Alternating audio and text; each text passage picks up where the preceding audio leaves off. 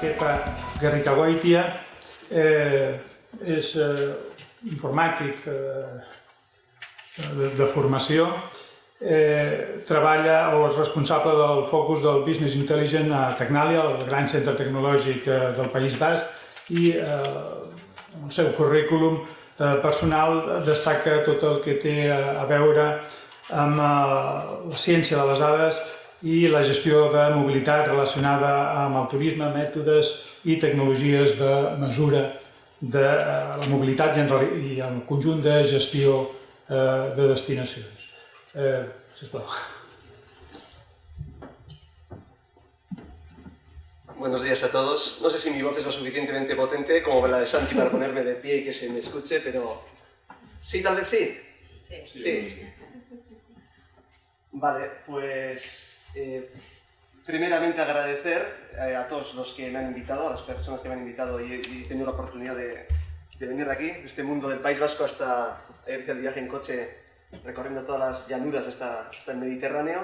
Y siempre es agradable poder estar aquí con vosotros y contar también pues, nuestra experiencia en este área y en este campo.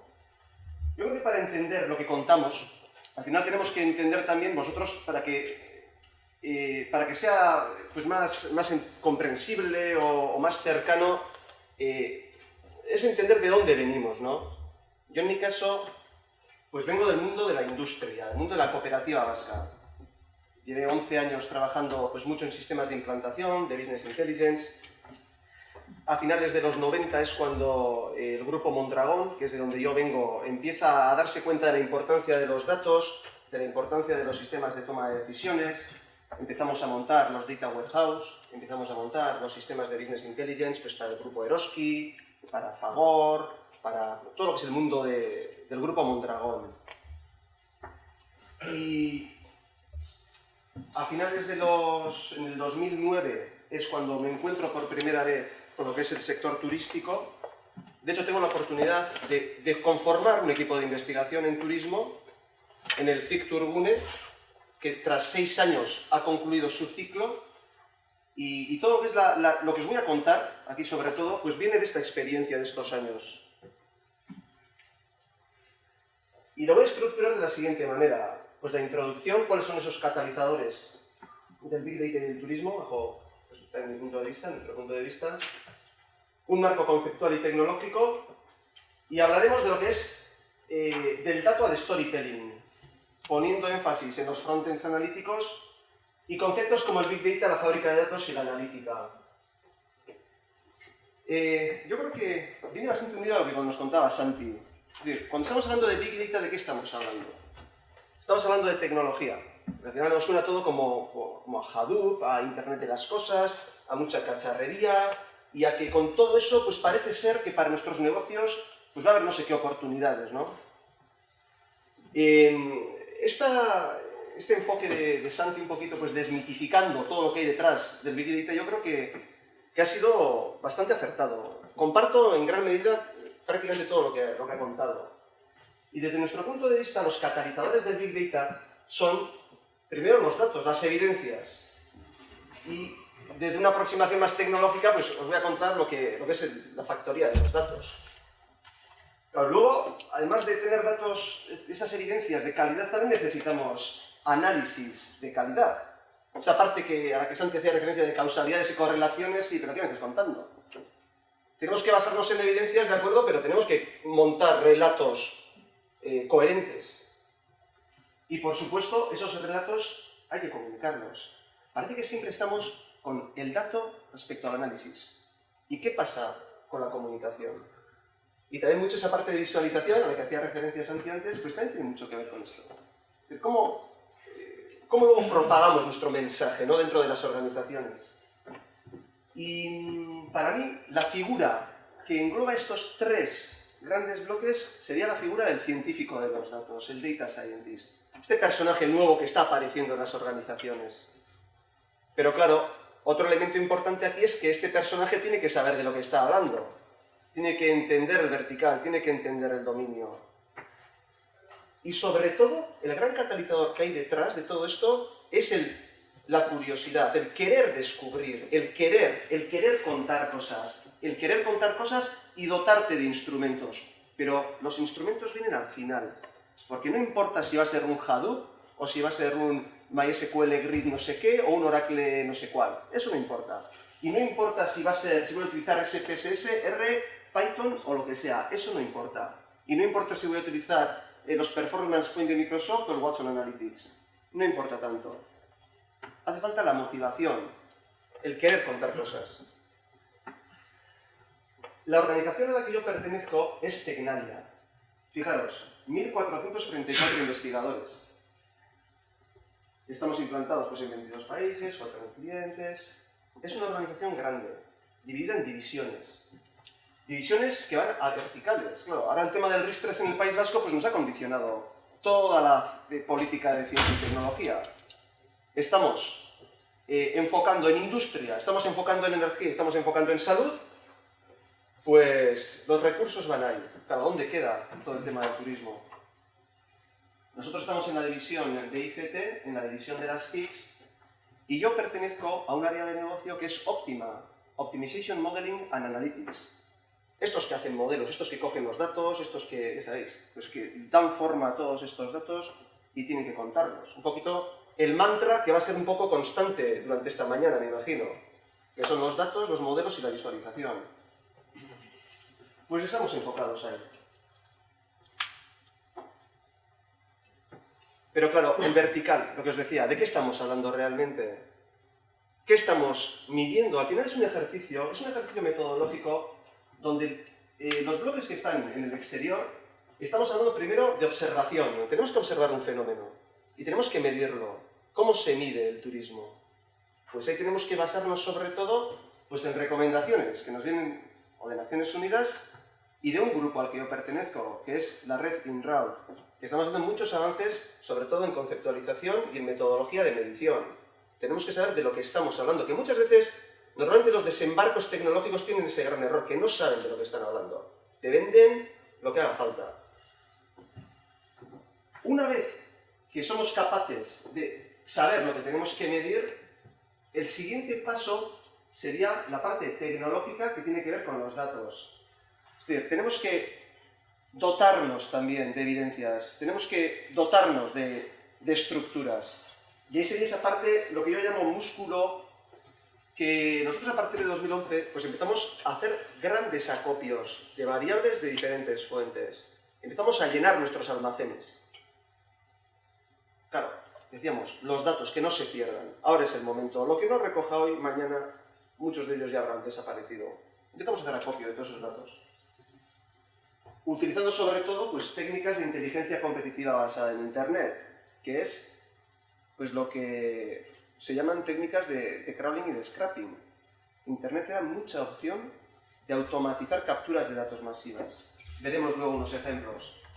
Pero claro, esos almacenes hay que procesarlos con modelización. Empezamos a incorporar en los equipos a matemáticos físicos gente de modelización de datos. ¿Para qué? Pues para ponerlo en acción. Sería la metodología. ¿Y qué es lo que tenemos dentro? Pues lo que observamos, el fenómeno del turismo, que se puede medir. Claro, es un fenómeno, el sistema turístico es tan complejo y tan poliédrico que tenemos que tener un marco de observación basado en lo que sería el destino, la oferta y la demanda. Es decir, esto hay que observarlo de alguna forma y de forma también variada. Y nuestra metodología más tecnológica pues se basa sobre todo en estadísticas de turismo. Partimos de un core, de una base, ¿dónde asentarme? Esta base va a ser la estadística oficial. En el País Vasco tenemos un instituto de estadística que es el Eustat, que tiene unas operaciones de turismo muy bien implementadas y nos dota de una información valiosísima. Además se complementariza con el INE, que va a ser la base de nuestra estadística oficial. Pero claro, estamos hablando de Big Data, la estadística oficial tiene sus limitaciones. Nuestra idea nunca ha sido sustituir la estadística oficial, sino que enriquecerla. Y para ello, pues, teníamos un sistema de medición y observación de precios y disponibilidades en canales online, de hoteles y de Airbnb. Tenemos, y trata de sustituir o complementarizar la encuesta de ocupación hotelera. De la misma manera tenemos sistemas de observación de las webs de promoción que tratan de complementarizar la encuesta a la demanda. Ya sabemos con sus limitaciones. Tenemos la observación de redes sociales que también complementarizan la encuesta a la demanda. Tenemos fuentes de pagos electrónicos, con Laboral Kutxa en este caso, que tratan de complementarizar la encuesta de gasto turístico. Y tenemos sistemas de observación de lo que serían visitantes en territorio que tratan de complementarizar las encuestas de movilidad. Tenemos entonces una parte estadística y una parte más de Big Data. Y también con lo del Big Data estoy muy de acuerdo con una cosa que ha dicho Santi. Lo importante no es en cuánto de big sea, porque lo del tamaño es relativo. ¿Qué es? Lo importante es hacer análisis de calidad. Eso soy cada vez una persona más convencida de ello. Yo cuando empecé con el tema del turismo en 2009, cuando me decían, y yo les preguntaba, ¿y dónde están los datos? Y me decían, sí, aquí están los datos, y me enseñaban un Excel, pero no, los datos. Yo venía del mundo de la empresa, donde por ejemplo en Eroski, pues cada código de barra que pasa por un supermercado se registraba. ¿Y los datos? ¿Y los millones y millones y millones de registros? No, aquí, mira, fíjate en este Excel, aquí tienes. Claro, es por eso por lo que empezamos también a pensar, necesitamos dotarnos de más evidencias de lo que está pasando, no nos sirven estos instrumentos. Y por eso empezamos pues, a desplegar toda esta estrategia.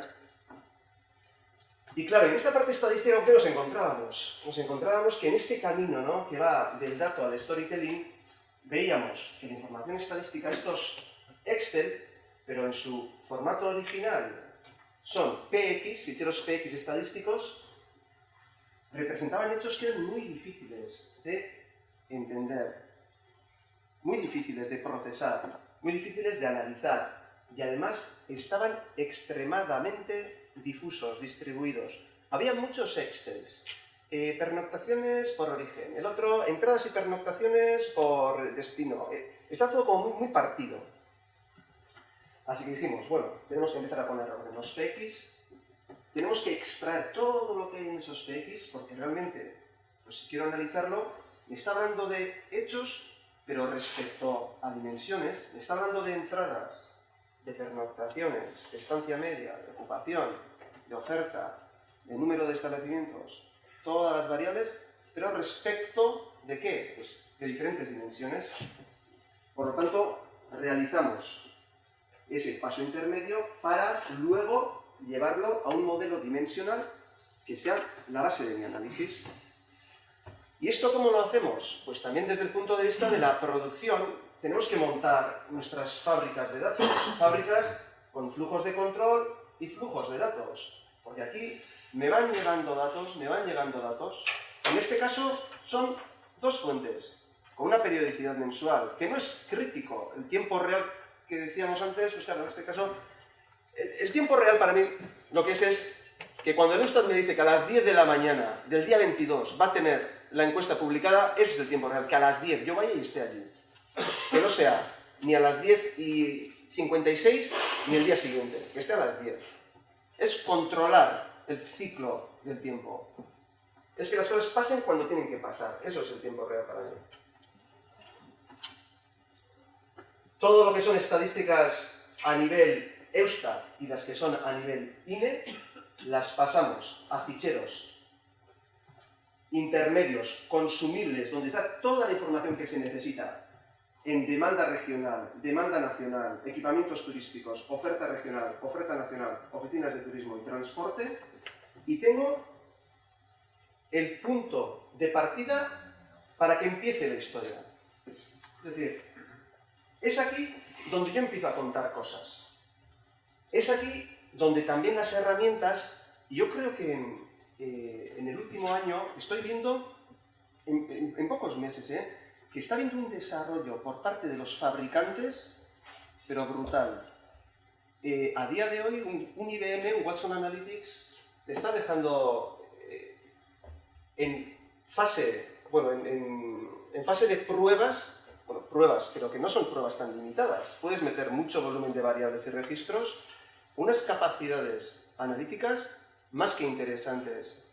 Yo si fuese un empresario del turismo, que sepa, que tenga identificadas más o menos pues, cuáles son las variables importantes, que tenga conciencia de lo que quiero hacer, sería un punto bastante interesante de arranque. Porque estos sistemas te empiezan incluso a plantear preguntas y el grado de madurez que tienen estos sistemas me están sorprendiendo gratamente. Tenemos un acuerdo con ellos, no estoy vendiendo nada, pero a mí me está sorprendiendo gratamente. Es como antes los sistemas que hacían, ¿no? Los traductores, por ejemplo, volviendo. Había empresas que hacían traductores, pero si coges el Google Translator, gana al Google Translator, hazlo mejor. Es que es muy difícil competir con Google Translator. Y va a pasar, yo creo, lo mismo con estos big players en analítica. Vete al Watson Analytics y hazlo mejor. Es que veo que va a ser complicado. Por eso el valor, tenemos que saber dónde está el valor y dónde está el commodity. Y el empresario tiene que tener clarísimo eso. ¿Dónde está el valor? ¿Quién me lo da? Y una vez que se nos empiezan a plantear, en función de las variables que ponemos, el tipo de variables, y los sistemas empiezan a entender las correlaciones que hay entre las variables, te empiezan a decir, oye, ¿quieres saber cuáles son las tendencias por año para estas variables? Oye, ¿qué tal si vemos las rupturas por esta otra variable? Oye, ¿y cómo afecta esta variable a esta otra? Y tú, como persona que controlas el negocio, pues empieza a cobrar sentido todo lo que estos sistemas empiezan a ofrecerte. Y es aquí donde, mirad, una visualización de este tipo, ¿no?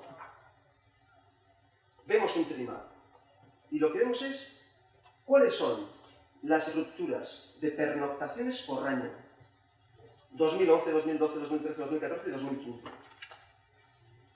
Y lo que estoy viendo es que en 2011 tengo esta cantidad de pernoctaciones.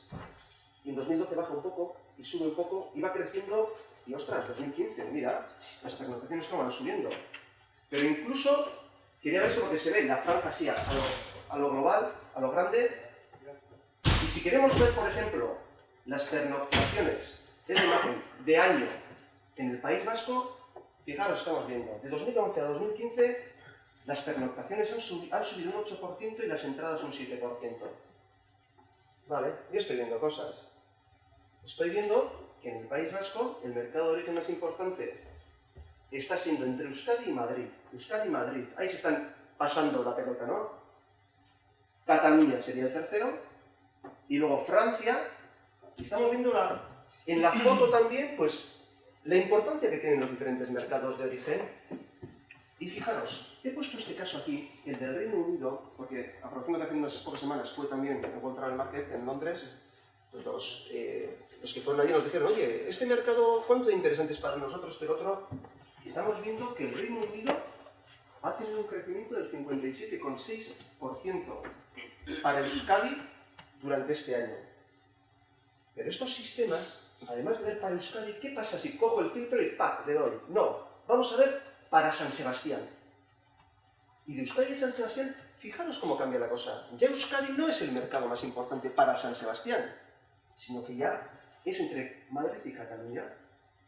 Euskadi pasa a ser el tercero, pero justo el mercado británico ha tenido un 86% de incremento.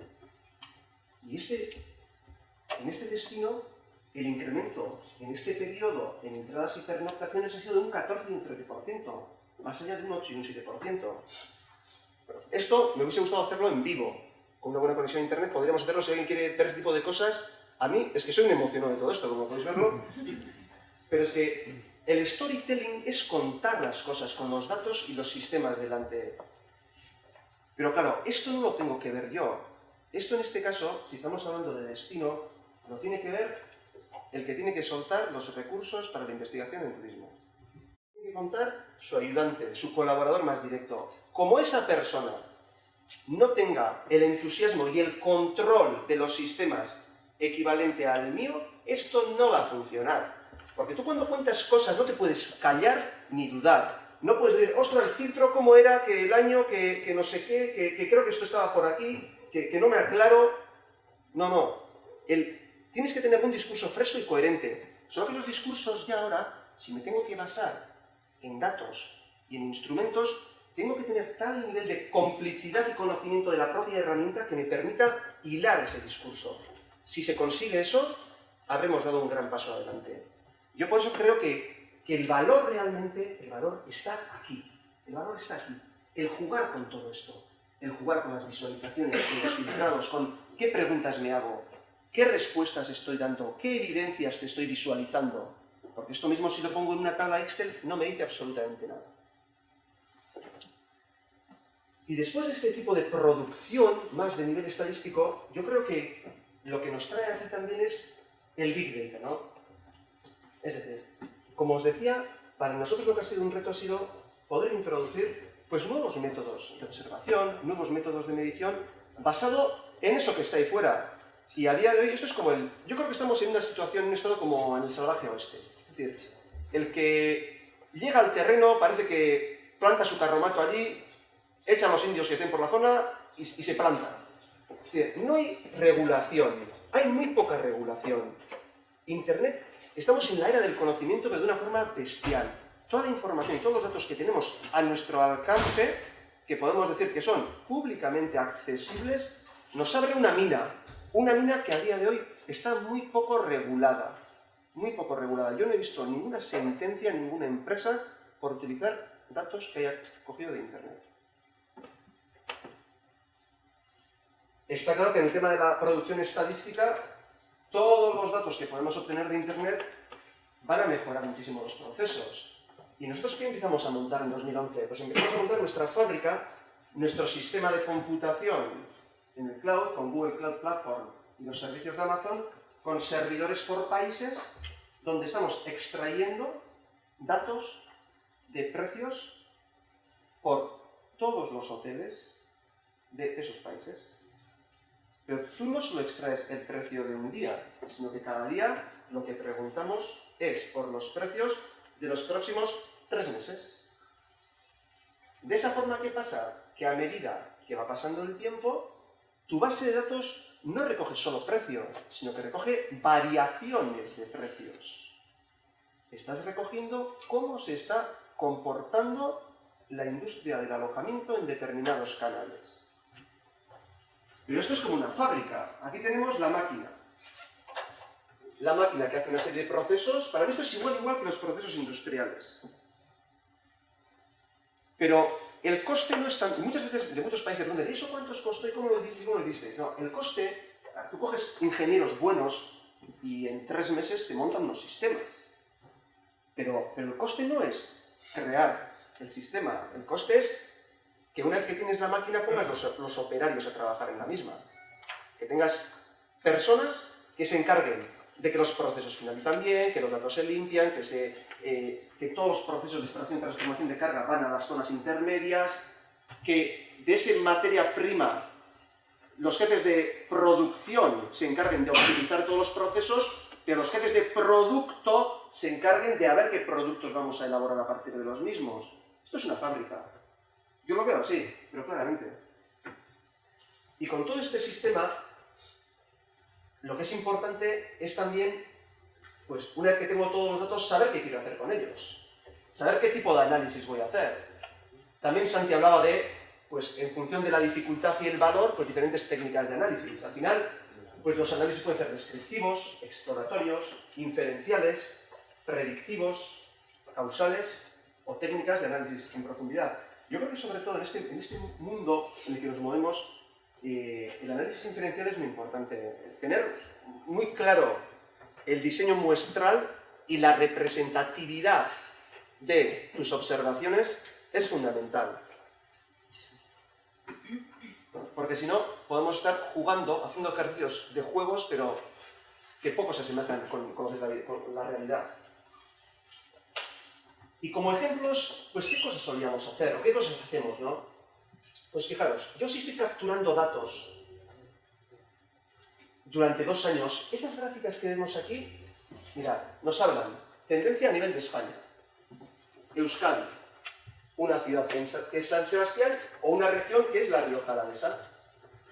Y podemos ver los precios, las observaciones, podemos ver la componente estacional de las observaciones durante 2 años y podemos ver las tendencias.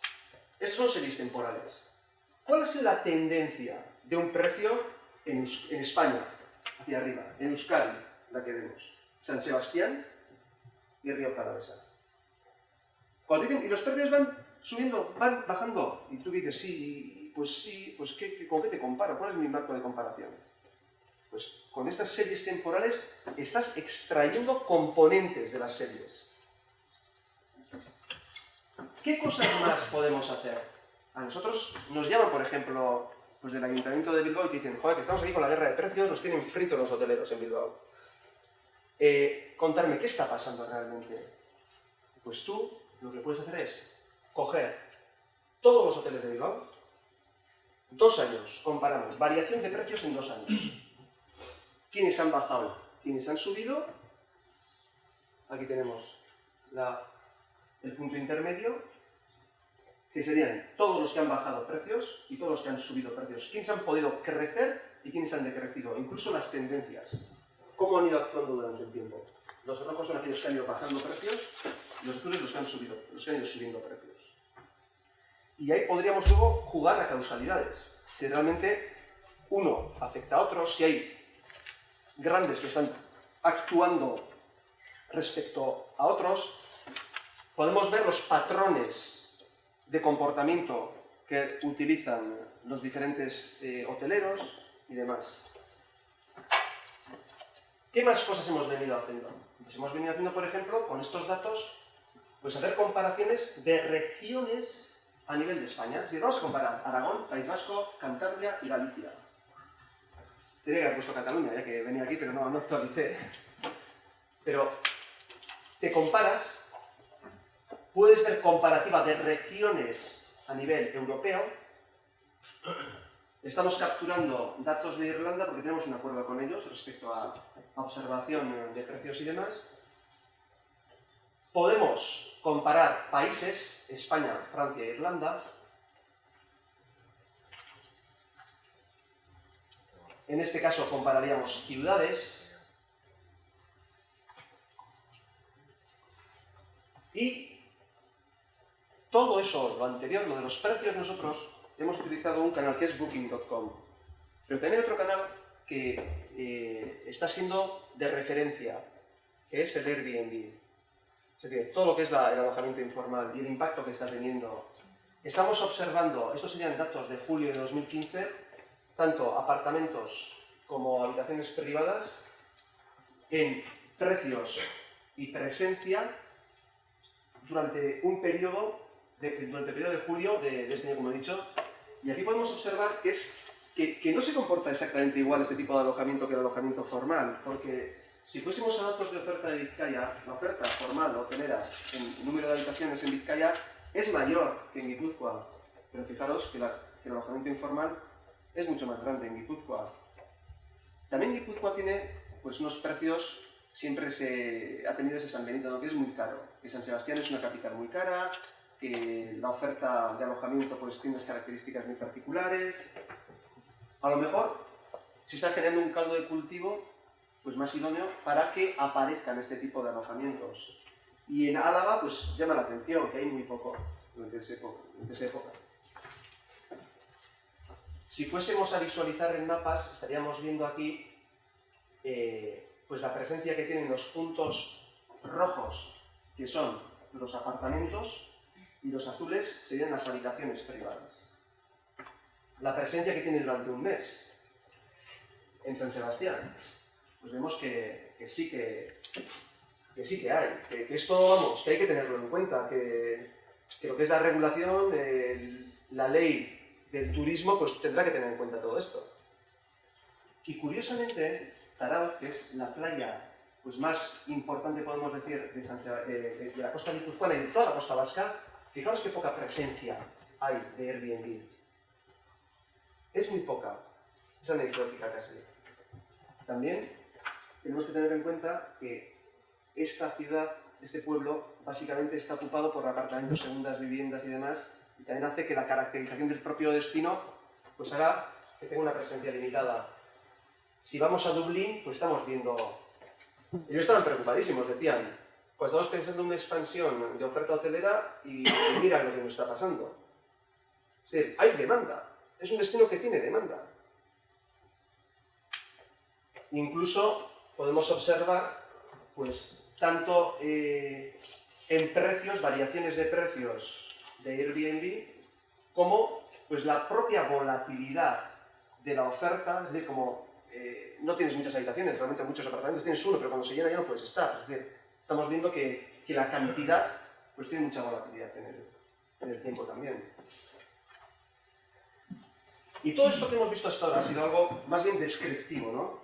Hacemos resúmenes, tenemos nuestra lógica de negocio que nos dice, vale, ¿cuál es el precio de este día para este hotel? Y cómo limpias los datos y cuáles consideras outliers. Y una vez que tienes todo eso, pues tienes un modelo de precios que vemos que tiene una correlación muy alta con los precios, con los ADRs del INE. Es decir, no nos estamos inventando las cosas. Aunque el INE tenga en cuenta otros tipos de canales, el canal de Booking tiene una correlación altísima con lo que es el precio que publica el INE.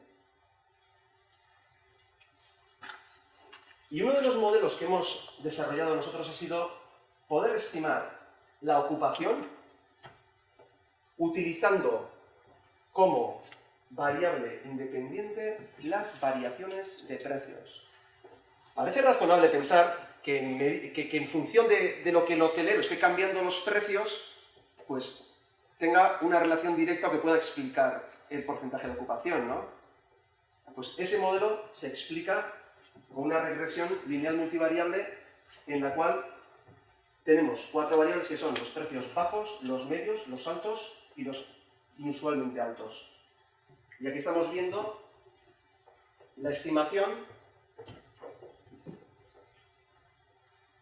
y el error.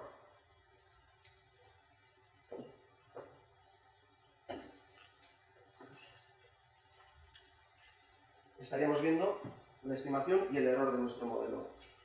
Es decir, estamos explicando, estamos correlacionando razonablemente bien el grado de ocupación respecto a la variación de precios. Por lo tanto, yo si no le pregunto nada al hotelero, si no le pregunto nada, solo con saber los precios que está publicando en Internet, puedo predecir o estimar el grado de ocupación. Es jugar a esto. ¿Y a quién se le ocurre este modelo? Pues esto no es, esto daos cuenta que al final es un científico de datos, es una persona que en su cabeza está, ostras, tengo todos estos datos, quiero explicar el porcentaje de ocupación, quiero explicar la demanda en función de la oferta. Explico el comportamiento de la demanda en función de lo que la oferta está actuando, cambiando los precios. Estos pues están publicados en Tourism Economics, este paper. Y como resumen, pues yo creo que estaríamos siempre pues, con el mantra con el que hemos empezado, ¿no? ¿De qué estamos hablando? De calidad de los datos, de calidad del análisis y de calidad de la comunicación. Esto es lo que nos tiene que mover, al final, en el mundo del Big Data. No tanto en pensar que alguien con una varita mágica me va a dar una solución, sino que creértelo. Esto hay que creérselo. Si te lo crees de verdad, yo creo que se pueden hacer cosas muy importantes, pero hay que creérselo. Hay que querer contar cosas, hay que querer descubrir, hay que capacitarse y hay que poner las bases en colección de datos. Pues muchas gracias.